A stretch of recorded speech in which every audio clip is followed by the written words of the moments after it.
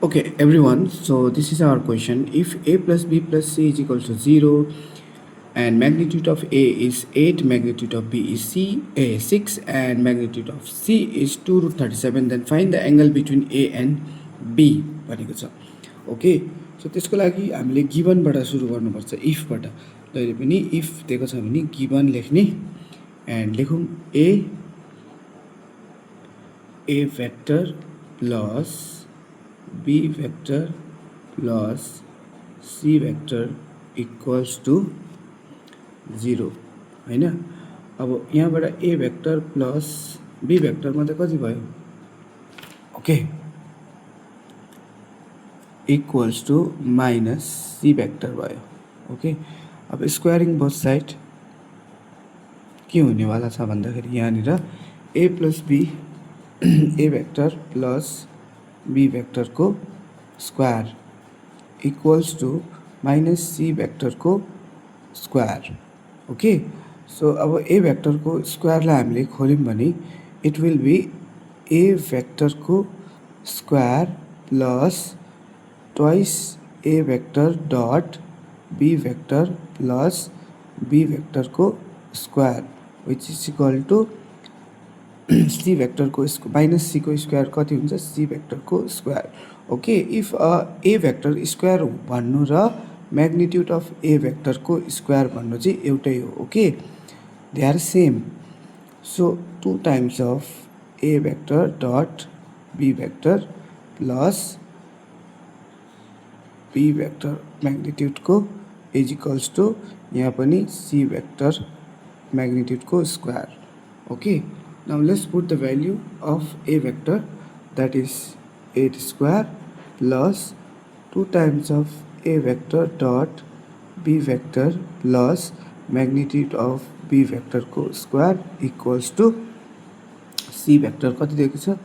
2 root under 37 को square गरिदिउँ. Okay, so यहाँबाट अब हामीले ओहो यसको पनि मैले भ्यालु हालिहालौँ न. 6 छ यो.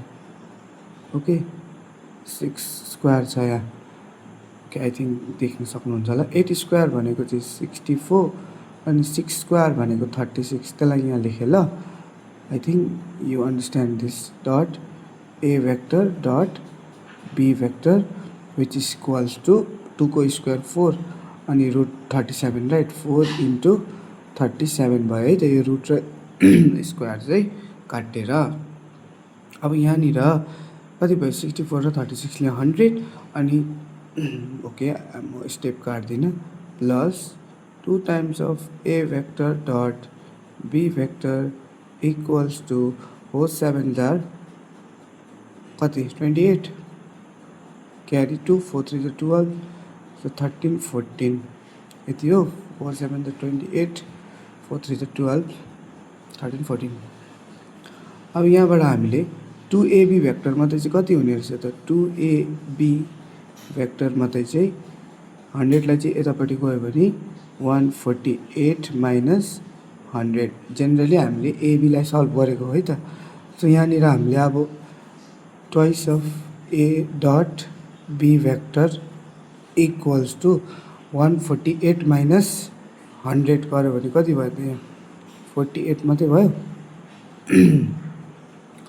सो अब अगेन यहाँबाट a vector dot b vector चाहिँ कति हुने रहेछ त हेरौँ है. Equals to 48 divided by 2. So a vector dot b vector is equals to 24 पायौँ हामीले. कति पायौँ त? 24.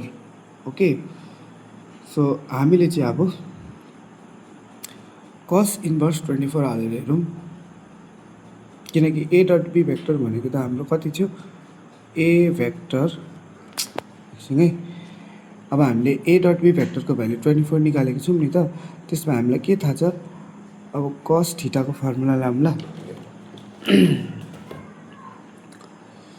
cos theta is equals to a vector dot b vector divided by magnitude of a vector magnitude of b vector, right.